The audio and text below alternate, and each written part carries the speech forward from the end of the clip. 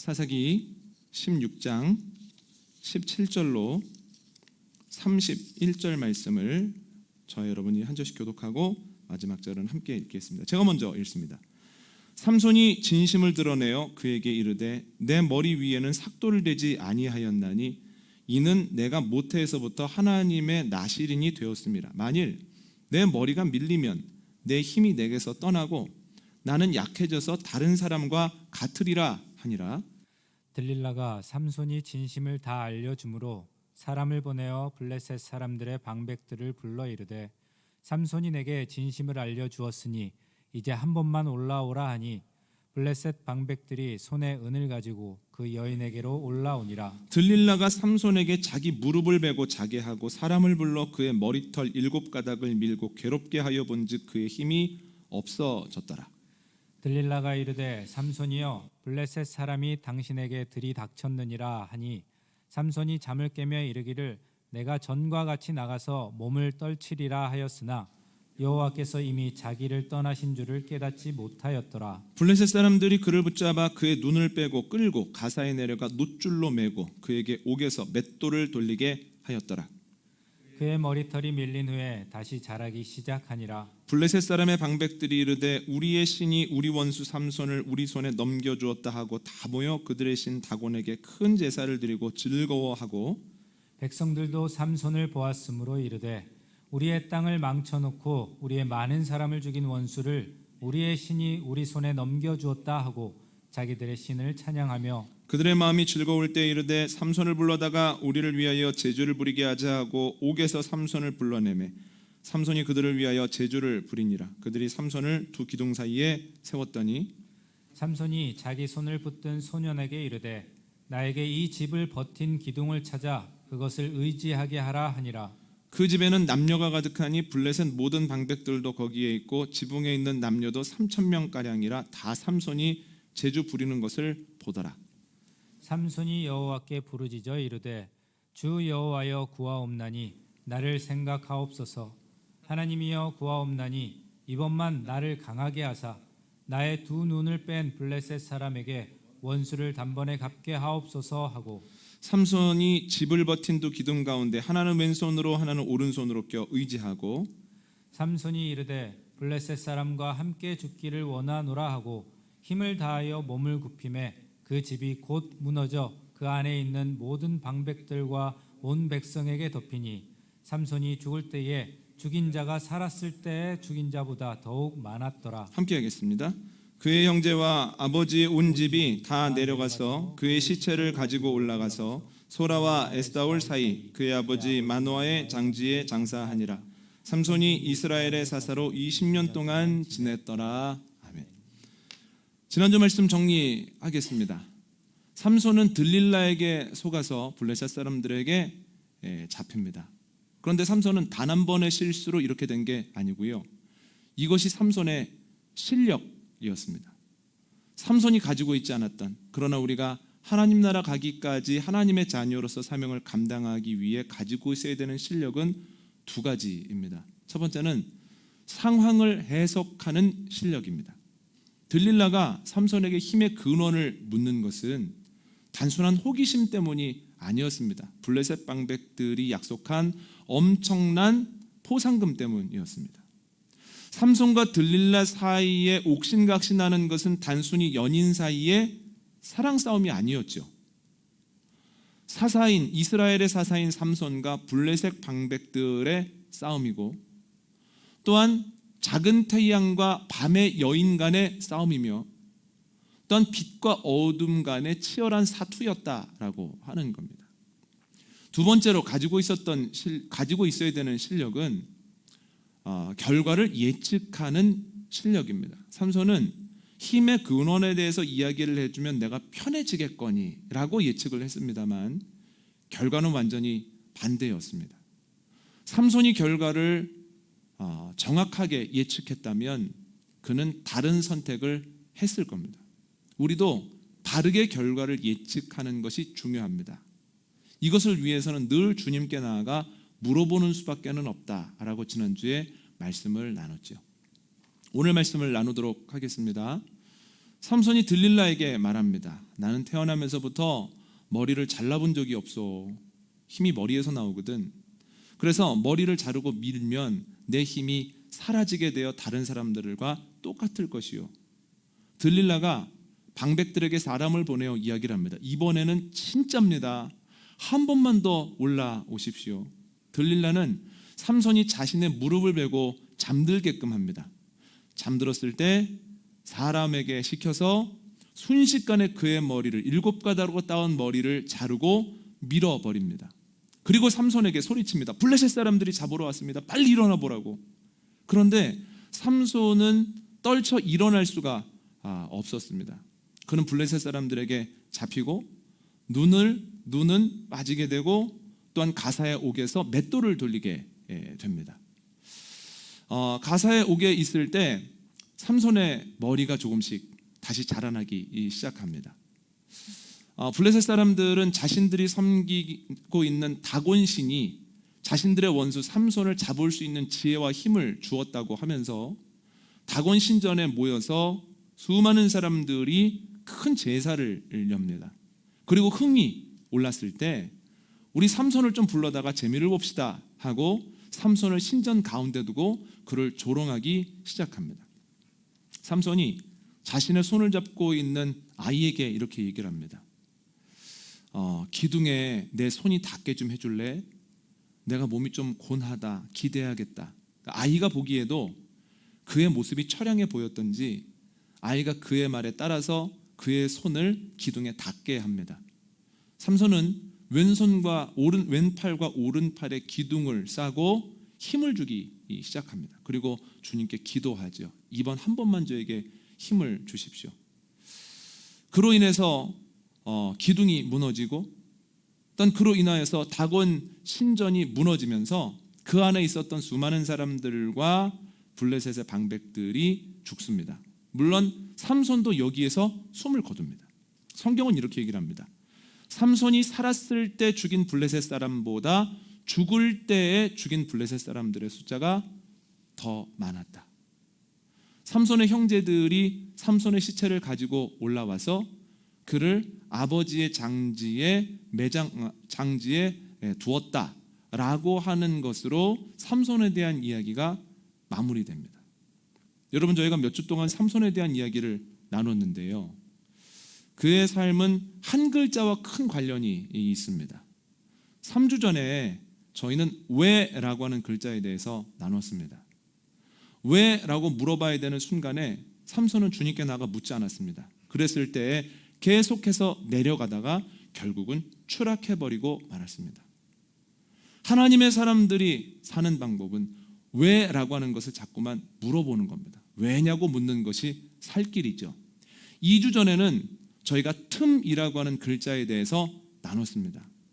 하나님의 사람들이 끝까지 주신 사명을 감당하고 예수 그리스도라고는 표대까지 완주하기 위해서는 힘들수록 그 영적 고무링을 단단히 하고 매번 틈을 찾고 틈을 메워야 된다라고 말씀을 드렸습니다. 지난주 말씀을 한 글자로 정리하자면 죄입니다. 삼손은 죄를 이길 만한 실력을 가지고 있지 않았습니다. 그래서 자신의 틈을 집요하게 노리는 들릴라에 의해서 죄의 표상인 그녀 때문에 넘어지게 되었다라고 하는 겁니다. 오늘 나눌 한 글자는 힘입니다. 여러분, 위기를 맞을 때마다 삼손은 어마어마한 힘을 보이죠. 그런데 어떻게 그럴 수 있을까요? 삼손이 원래 타고나기를 힘이 강하게 타고났는가? 그렇게 생각하기 쉽지만 그렇지 않습니다. 오늘 본문을 보면 삼손이 그의 힘을 잃어버려서 무기력하게 블레셋 사람들에게 잡혀가는 장면이 나옵니다. 이걸 보면 삼손의 힘은 원래 삼손의 것이 아니라 어딘가로부터 주어진 거구나 라고 하는 것을 알 수 있습니다. 그렇다면 그의 힘이 어디에서 왔을까요? 머리카락으로부터 왔다라고 생각하기가 쉽습니다. 왜냐하면 오늘 본문에서 그의 머리카락이 잘리고 밀리는 순간부터 그가 보통 사람과 다를 것이 없었기 때문이기도 하고, 또한 그의 머리카락이 옥에서 다시 자라나기 시작했습니다 라고 하는 문구가 나온 이후에 이어지는 사건이 삼손이 다시 힘을 얻어서 다곤 신전의 기둥을 넘어뜨리는 내용이기 때문입니다. 그래서 머리카락이 밀렸을 때는 힘을 잃어버리고 그 머리카락이 다시 어느 정도 자랐을 때 힘을 다시 쓰게 되었구나, 이렇게 생각하기 쉽지만 그렇지 않다라고 하는 거예요. 여러분, 힘의 근원이 머리카락이라면 머리카락과 힘, 모발과 괴력 사이에는 명확한 인과관계가 성립되어야 된다는 거예요. 삼손의 머리카락을 주어서 소유하거나 삼손의 머리카락을 자기 머리카락에 붙이면 힘이 나야 되지 않겠습니까? 머리카락에서 힘이 나온다면, 만약에 그 사실이 알려졌다면 사람들이 삼손의 머리카락을 가만히 뒀겠습니까? 그것만 있으면 그 지역의 패권을 잡을 수 있는데요. 그런데 오늘 본문을 보면 삼손의 잘린 머리카락이 어디 있는지에 대해서는 아무런 언급도 없습니다. 그러니까 그런 힘이 없었다는 거예요. 삼손의 힘은 머리카락으로부터 오지 않았다라고 하는 거죠. 또한 삼손의 힘이 머리카락으로부터 왔다면 모발의 길이와 힘의 크기가 비례해야 됩니다. 여러분, 오늘 본문을 보면 그가 옥에 있을 때 머리카락이 다시 자라나기 시작했다라고 하는 내용이 나오지만 태어났을 때부터 한 번도 자르지 않은 모발의 길이에 그 길이를 비하겠습니까? 그러면 오늘 본문에서 보이는 삼손의 힘은 예전에 삼손이 보였던 능력, 사자를 이기고 혹은 그 무거운 성문을 들고 64km를 걸어와서 그것을 헤브론산 꼭대기에 던져버렸던 힘에 비하면 아주 미약한 정도여야만 하는데, 오늘 본문에 나오는 그의 힘을 보면 예전보다 강하면 강했지 약하지 않다라고 하는 거예요. 이걸 통해서 알 수 있는 것은 머리카락으로부터 힘이 주어진 게 아니라고 하는 겁니다. 가장 결정적인 증거는 성경이 머리카락으로부터 힘이 온다라고 절대로 이야기하지 않았다라고 하는 겁니다. 한번 읽어볼까요? 사사기 14장 6절 앞부분입니다. 시작. 여호와의 영이 삼손에게 강하게 임하니 그가 손에 아무것도 없이 그 사자를 염소 새끼를 찢는 것 같이 찢었으나. 아멘. 사사기 15장 14절입니다. 시작. 삼손이 레이에 이름에 블레셋 사람들이 그에게로 마주 나가며 소리 지를 때 여호와의 영이 삼손에게 갑자기 임하심에 그의 팔 위에 밧줄이 불탄 삼과 같이 그의 결박되었던 손에서 떨어진지라. 아멘. 언제 삼손에게 엄청난 힘이 솟았습니까? 여호와의 영이 임했을 때의 힘이 솟았습니다. 그럼 그의 힘이 어디로부터 옵니까? 머리카락이 아니라 여호와 하나님으로부터 온다는 거예요. 이에 대한 증거 말씀이 또 있습니다. 오늘 본문 20절 한번 읽어볼까요? 함께 읽습니다. 시작. 들릴라가 이르되 삼손이여 블레셋 사람이 당신에게 들이닥쳤느니라 하니 삼손이 잠을 깨며 이르기를 내가 전과 같이 나가서 몸을 떨치리라 하였으나 여호와께서 이미 자기를 떠나신 줄을 깨닫지 못하였더라. 아멘. 언제 삼손의 힘이 빠졌습니까? 하나님이 그로부터 떠나셨을 때 그는 힘이 빠져서 힘을 발휘할 수 없었다라고 하는 거예요. 삼손의 힘은 머리카락이 아니라 하나님께로부터 왔다는 거예요. 성경은 반복적으로 그렇게 얘기를 합니다. 그런데 꽤 많은 이들이 삼손의 머리카락으로부터 힘이 왔다고 생각하죠. 그 이유가 뭘까요? 어린 시절에 들었던 설교 때문인가? 아니면 아주 오래전에 만들어졌던 영화 때문인가? 물론 그 영향도 있습니다만 가장 결정적인 것이 오늘 본문에 나와 있습니다. 17절 말씀 한번 읽어보시죠. 시작. 삼손이 진심을 드러내어 그에게 이르되 내 머리 위에는 삭도를 대지 아니하였나니 이는 내가 모태에서부터 하나님의 나실인이 되었음이라. 만일 내 머리가 밀리면 내 힘이 내게서 떠나고 나는 약해져서 다른 사람과 같으리라 하니라. 아멘. 삼손은 진심으로 자신의 힘이 머리카락에서 나온다고 생각을 했습니다.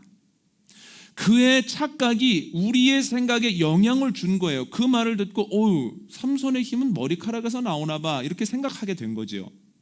또한 그의 착각은 우리의 생각뿐만 아니라 삼손의 신앙과 삶에도 큰 영향을 미쳤다라고 하는 거예요. 3주 전에도 말씀드렸던 것처럼 민수기 6장을 보면 나실인 서원을 하고 그 서원을 지키는 기간 동안에 하지 못할 것이 3가지입니다. 첫 번째는 포도주와 독주를 마시면 안 됩니다. 심지어는 포도즙, 생포도, 건포도도 먹으면 안 됩니다. 두 번째는 삭도를 머리에 대면 안 됩니다. 계속 길러야 됩니다. 세 번째는 죽은 것을 만짐으로 부정해지면 안 된다라고 하는 거예요. 하나님께서 왜 나실인으로 서원한 기간 동안에 3가지를 못하게 하셨을까요? 포도에 관련된 것을 먹지 말라고 하는 것은 먹는 것에 신경 쓰지 말라는 거예요. 삭도를 내지 말라고 하는 것은 멋부리는 데 시간 뺏기지 말라는 거예요. 나실인으로 있는 동안만이라도 먹는 것에 신경 쓰지 말고 멋부리는 데 시간 뺏기지 말고 온전히 주님만 바라보라는 거예요. 주님만 바라봐라. 나만 바라보라. 하나님께서 원하시는 것이 무엇이었습니까? 삼손의 긴 머리가 아니라 삼손의 온전한 마음이었다는 거예요. 삼손이 온전한 마음을 들임으로 하나님과 친밀한 관계를 맺기를 원하셨습니다. 하나님과의 친밀함 속에 있을 때에 세상을 이길, 블레셋을 이길 수 있는 힘이 삼손에게 주어지기 때문입니다. 그런데 안타깝게도 삼손은 하나님이 자신이 머리 깎지 않는 것을 원한다라고 생각을 했습니다.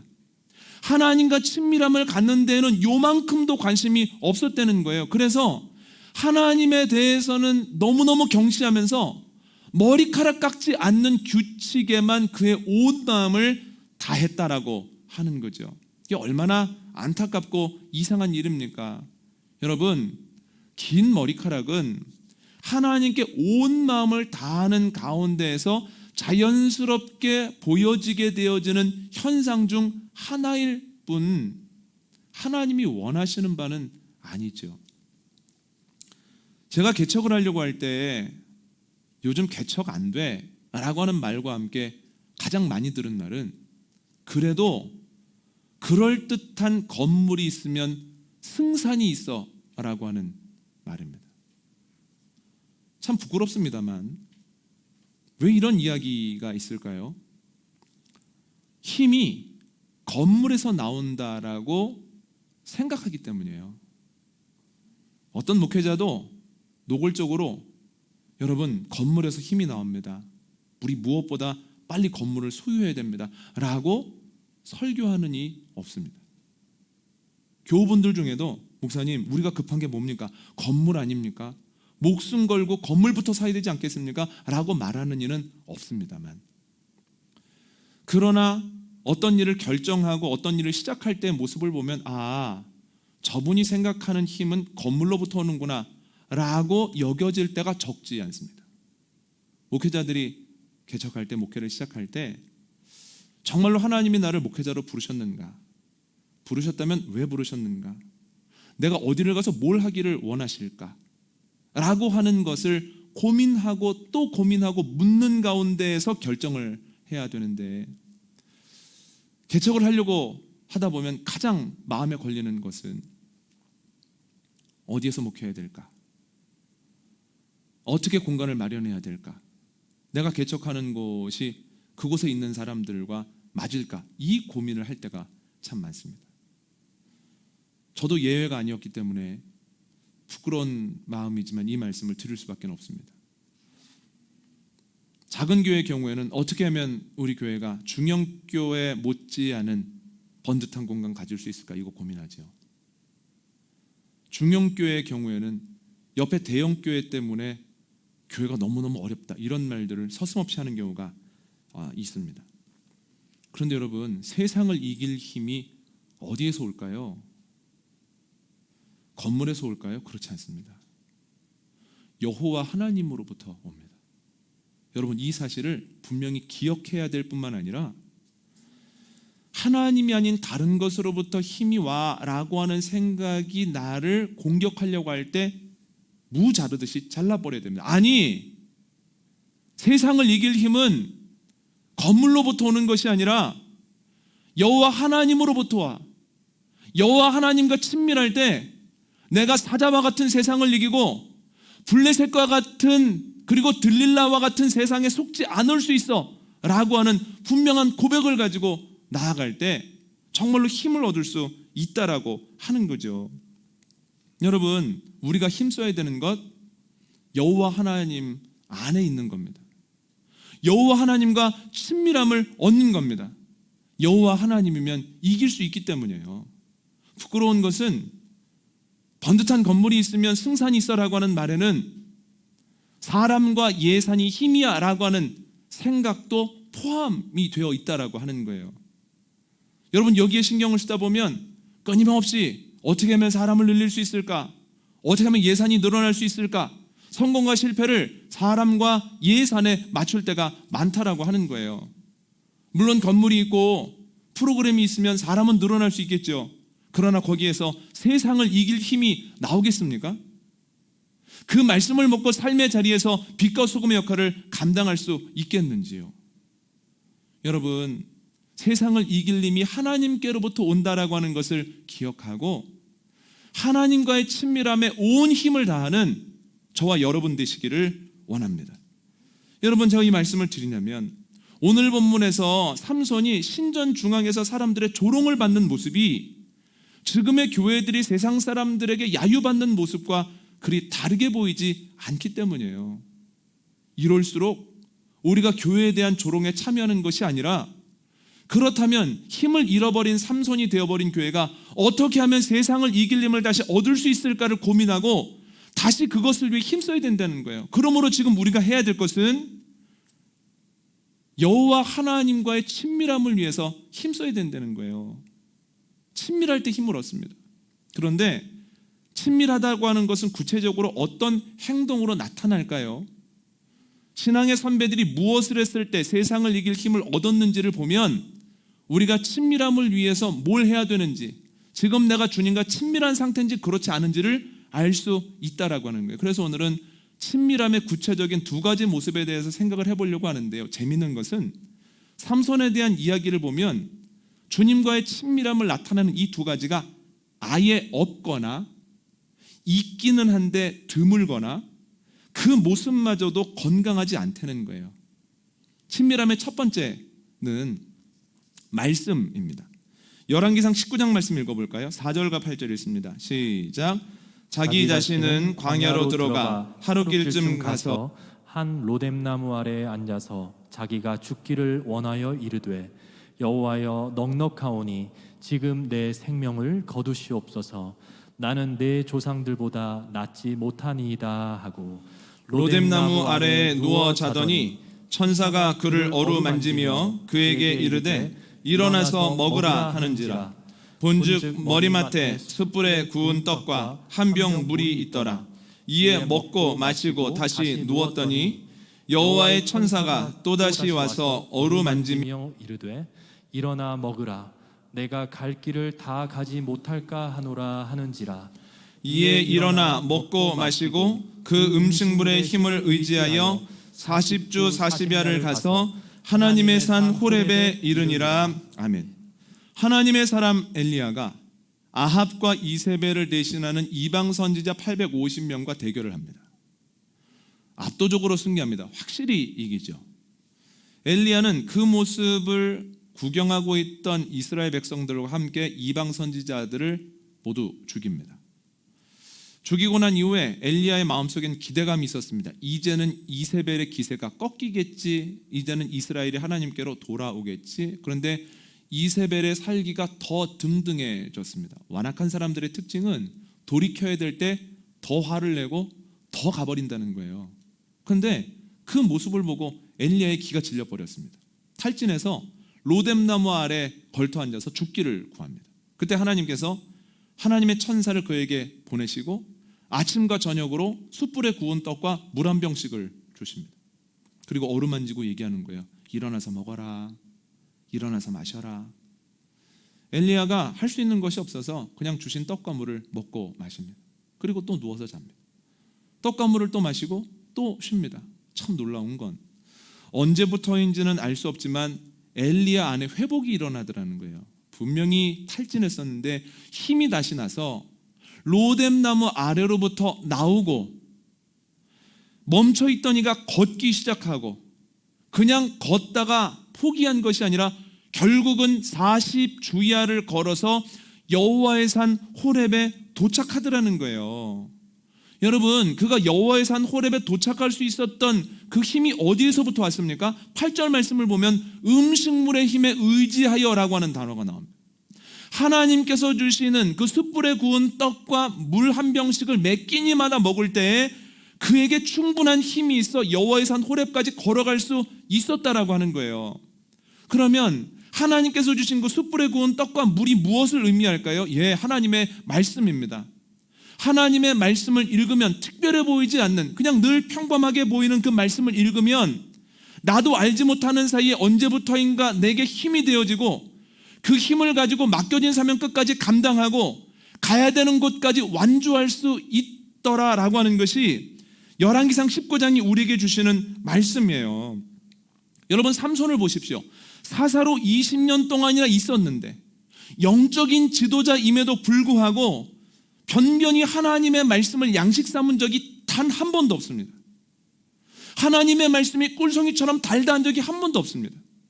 하나님의 말씀을 따라서 딥나에도 가고 가세에도 간 것이 아니라 자신의 욕망을 따라서 이렇게 하면 되겠다라고 하는 생각을 가지고 계속해서 여기에 가고 저기에 갈 때에 하나님께서 주신 그 엄청난 힘을 가지고도 블레셋을 못 이기더라는 거예요.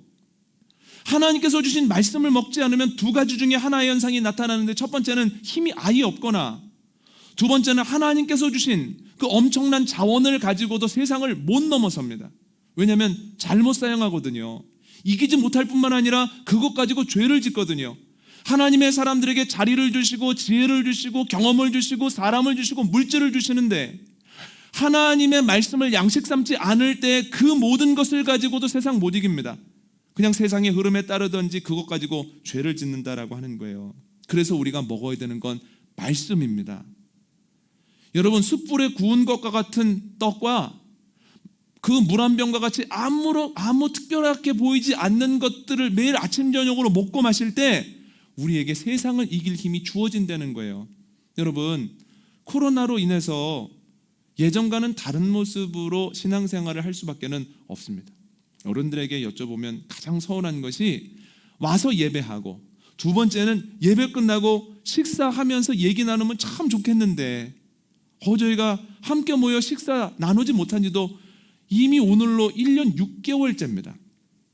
그런데 여러분, 설교를 준비하면서 이런 마음을 제가 갖게 됐습니다. 그렇지, 예배 끝나고 마음껏 함께 식사를 나누지는 못해도 주님께서 차려주신 말씀의 식탁만큼은 얼마든지 먹을 수 있다는 거예요. 그 말씀의 식탁을 먹고 마실 때 우리가 하나님으로부터 힘을 얻어서 이 코로나를 이길 뿐만이 아니라 양식을 그동안 열심히 먹었기에 우리가 코로나가 어느 정도 종식이 되어 만났을 때 서로 보면서 깜짝 놀랄 거라는 거예요. 어휴, 저 사람이 저렇게 자랐어. 아니, 나만 자란 줄 알았더니 나보다 훌쩍 컸어. 여러분, 예전에 방학 끝나고 나면 키가 쭉 커 있는 친구들이 있습니다. 왜 그럴까요? 밥 열심히 먹었거든요. 여러분, 주님이 주시는 양식을 먹음으로 세상을 이길 힘을 얻을 뿐만이 아니라 지금 부지런히 양식을 주심으로 우리가 코로나 이후에 다 같이 모였을 때 아유, 다들 성장했구나, 다들 단단해졌구나, 이제 아이의 신앙에서 벗어났구나, 몽학선생은 떨쳐버렸구나 라고 하는 말을 듣게 되어지는, 그렇게 서로 축하하게 되는 복된 일이 저와 여러분에게 있기를 원합니다. 두 번째로 친밀하다라고 하는 것은 기도를 의미합니다. 사도행전 1장 14절 말씀 함께 읽겠습니다. 시작. 여자들과 예수의 어머니 마리아와 예수의 아우들과 더불어 마음을 같이하여 오로지 기도에 힘쓰더라. 아멘. 예수님께서 승천하시기 직전까지 말씀하십니다. 성령이 너에게 임하시면 너에게 권능이 임할 것이고 너희가 가는 곳마다 나의 증인이 될 것이다. 주님의 말씀을 믿고 감람원에서 돌아와 다락방에 모여 기도합니다. 10일 정도 지났을 때 주님이 계획하신 그날이 이르렀을 때 성령이 그들에게 임합니다. 그들이 권능을 받고 완전히 다른 사람 돼버립니다. 베드로와 그의 사람들은 작은 여종마저도 두려워했던 사람들인데 이제는 70명이 넘는 사내들인 공회원 사람들이 도끼 눈을 뜨고 쳐다봐도 결코 기가 질리지 않고 결코 주눅들지 않는 사람들이 되어버렸다는 거예요. 세상이 감당하지 못하는 사람들이 되어버렸죠. 여러분, 그들이 세상을 이기려면 어디에서부터 받았습니까? 내면의 수련이 아니에요. 주어진 겁니다. 기도할 때 성령이 주어지고, 성령이 주어졌을 때 세상을 이길 힘이 그들 안에 임했다라고 하는 거예요. 여러분, 그런데 삼손을 보십시오. 삼손의 이야기를 보면 그가 기도하는 장면이 2번 나옵니다. 20년 동안 사사로 있었는데, 그런데 그 모습을 보면 너무너무 마음이 아픕니다. 첫 번째는 사사기 15장에 나오는데요, 그가 라맛 레히라고 하는 곳에서 나귀 턱뼈로 1000명을 죽였는데 너무 목이 마른 겁니다. 하나님께, 하나님 물 좀 주십시오. 저 이러다 목말라 죽겠습니다. 첫 번째 기도예요. 두 번째 기도는 오늘 본문에 나옵니다. 하나님, 제 눈을 뽑은 저 블레셋 사람들에게 복수 좀 할 수 있게 나에게 힘을 한 번만 주십시오. 이렇게 기도하지. 기도의 형태이긴 하나, 또 하나님께서 어여삐 여겨주셔서 그의 기도에 응하셨기는 하나, 건강한 기도는 아니라는 거예요. 기도는 하나님의 약속에, 주님의 약속에 뿌리를 두고 있을 때 건강합니다. 제자들이 모여 기도한 것이 왜 그렇습니까? 고집을 부린 것이 아니라 너희가 기도하고 있으면 너희에게 성령이 내릴 거다라고 하는 주님의 성령에 대한 약속을 기반으로 두고 믿음 가지고 기도했기 때문에 그들에게 능력이 주어졌다는 거예요. 여러분, 다시 한번 말씀드리지만 기도하지 않으면 힘이 없거나 주신 힘을 가지고도 세상을 못 이깁니다. 왜요? 잘못 사용하거든요. 그러니까 우리가 해야 되는 게 뭡니까? 끊임없이 기도하는 가운데 주님과 친밀해져야 된다는 거예요. 여러분, 사회적 거리두기라고 하는 말이 매번 저희의 관심사 중에 있습니다. 그게 1단계건 2단계건 3단계건 4단계건 거리는 둬야 된다는 거예요. 참 서글프더라고요. 어느 날 거리는 두란 얘기구나.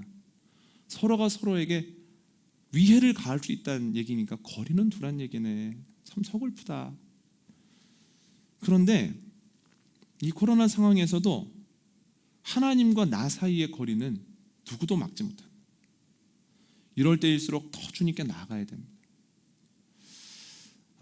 예전에 저희가 리모델링을 하고 기도하면서 있을 때 멘토 목사님을 뵀습니다.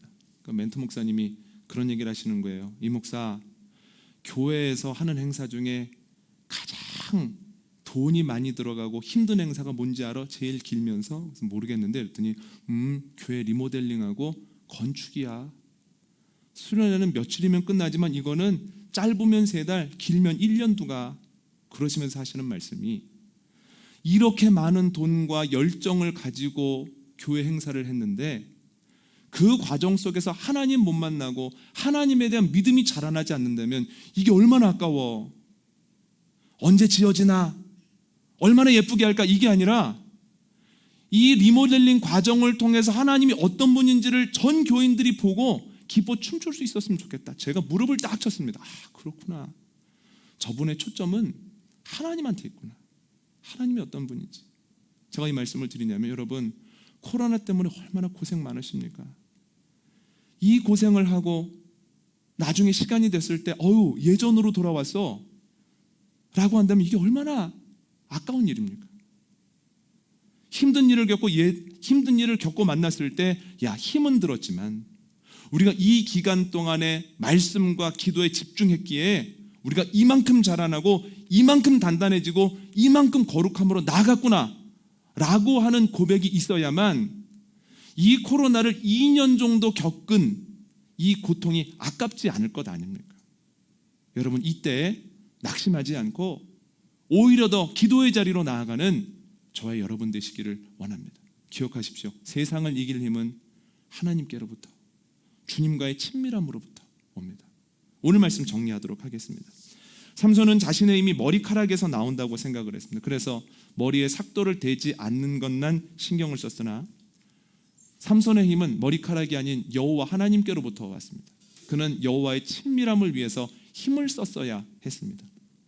여러분, 우리도 세상을 이길 힘이 어디에서 오는가를 정확히 아는 게 중요합니다. 이걸 잘못 알면 헛힘쓰기 때문입니다. 세상을 이길 힘은 하나님으로부터 옵니다. 주님과의 친밀함 속에 그 힘이 충만하게 주어집니다. 이건 구체적으로 두 가지를 의미하는데, 첫 번째는 말씀입니다. 말씀을 먹을 때 멈춰있던 이가 일어나고, 또한 일어나면서 멈춘 것이 아니라 주님께서 맡겨진 사명 감당하기 위해 저벅저벅 걸어갑니다. 두 번째는 기도입니다. 기도할 때에 변화되고, 변화된 사람들이 힘을 받아서 세상을 이깁니다. 이 코로나 기간 동안에 더욱 말씀으로, 더욱 기도로 나아가 성장하고 강력하여져서 삶의 자리에서 주님께 영광 돌리고 빛과 소금의 사명 감당하는 저와 여러분 되시기를 원합니다.